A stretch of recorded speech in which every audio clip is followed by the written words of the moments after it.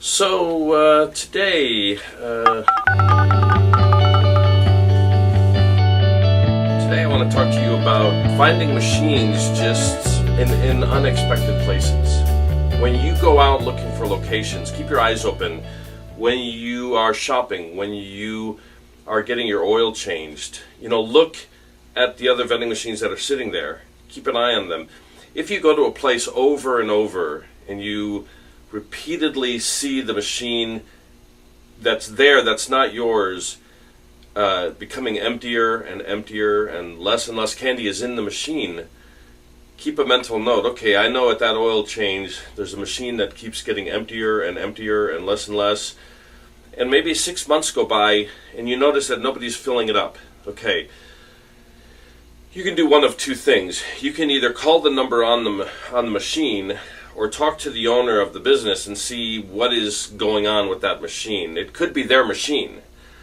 And they have so much work to do, let's say changing oil in cars, that they don't have time to fill up the machine. Most of the time, if it's owned by the manager of the store or owned by the owner of the store, they will not want you to do anything with it. In other words, my goal for you is to try to find another location or find another machine, or both. If you see a machine that is just dying, ask what's going on. And sometimes they say, well, I've heard this before. It's an older man, he's an older gentleman, he's retired, I think he's fallen ill. His wife used to come and take care of the machine while he was sick, and now they've just completely stopped. Ask them, would you like me to put another machine here? I'm doing this job for a living. I'd like to enlarge my territory. Could I put one here? You could tuck this one in the back until they come back, or you could make a phone call to the number that's on the machine, if there is a number on the machine even, and see what's going on with the people that are servicing it. Why have they ignored it? Maybe they want to get rid of the route. Maybe they want to sell it in such a small amount of money, pennies on the dollar, that you could get a real steal on a few machines and maybe even a few locations. The key is not to get the machines. It's real easy to get machines. The key is the location, okay? So what you're paying for is the location. You're not paying for the machine. You are paying for the machine. But what you really want to pay for is the location. It's easy to get machines. Trust me, you can go to Craigslist and find machines all day long, okay? The locations are what you're really after, okay? I remember one morning, I was out looking for locations, and I went into this furniture store in a very small town. It was an old furniture store, and it was very long. It was probably like 100 feet wide and probably 2,000 feet long. And in the center of the store was where they did their sales, where the cash register was. And I walked in, and as I always look around. Is there anything here? Is there anything that I would be competing against? Is there any reason for the man to say no to me? And so as I walked in, I saw no machines, no vending machines, and I walked over to the register halfway down in the store, and I showed him my flyer, my brochure or whatever, the photograph, as I say all the time, have a photograph of your machine.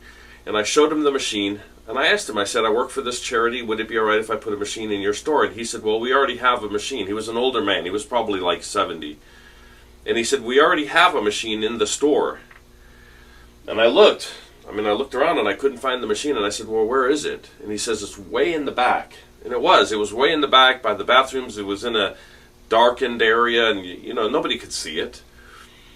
And I went back there and I looked at it, and it looked like someone had got spilled paint on it, and there was fingerprints on it, and it just looked like it hadn't been serviced in probably a year.